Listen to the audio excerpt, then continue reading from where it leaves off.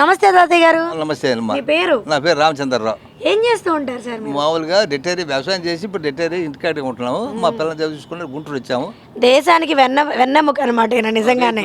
రైతు మొక్కే దానికి ఇప్పుడు దెబ్బ కొడుతుంది జనాన్ని. రైతు పరిస్థితులు అయిపోయిందండి. పరిస్థితులు విషమించిపోయినప్పుడు అన్ని ధరలు కూడా లేకపోయింది. మీకోసం కూడా కొత్త కొత్త పథకాలు అమల్లోకి వస్తున్నాయి. సో ఇలాంటి వాటిల్లోనే ఒకటి మీ పథకాలు మీకు తెలియడానికి కోసమే చంద్రబాబు నాయుడు గారు 161 సేవలు అరచేతిలో ఉంచారు.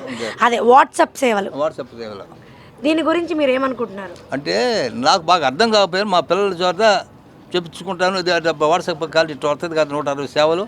ప్రతి ఆఫీసుకి వెళ్ళినా కూడా లంచం లంచం లంచం అని అంటున్నారు.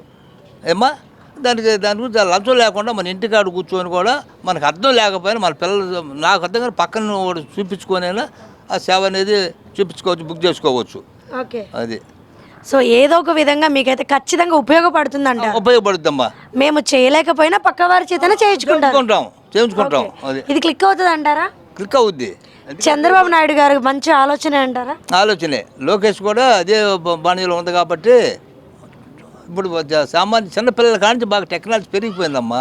ఇప్పుడు నా వయసు వాళ్ళకి ఏంటంటే కొంచెం టెక్నాలజీ లేకపోయినా పక్కన వచ్చినట్టు తెలుసుకొనైనా చేపించుకోవచ్చు. అది ఇట్లా మండల ఆఫీసు పోతాం, లేకపోతే జిల్లా పరిషత్ కానీ రెవెన్యూ ఆఫీసు కానీ ఇవన్నీ ఇటువంటి వాళ్ళ చుట్టూ తిరిగి అరిగిపోయి లంచం ఇచ్చే కూడా పని కూడా చేయకుండా అటు ఉంచుతున్నారు. అందుకని అరిచేతిలో ఈ ఫోన్ ఉండబట్టి వాట్సాప్ సేవలు 160 సేవలు పెట్టాడు. క్లిక్ అవుద్ది. అంటే కొంచెం నిదానంగా డెవలప్మెంట్ అవుద్ది, గప్పక్కన కాదు కదా.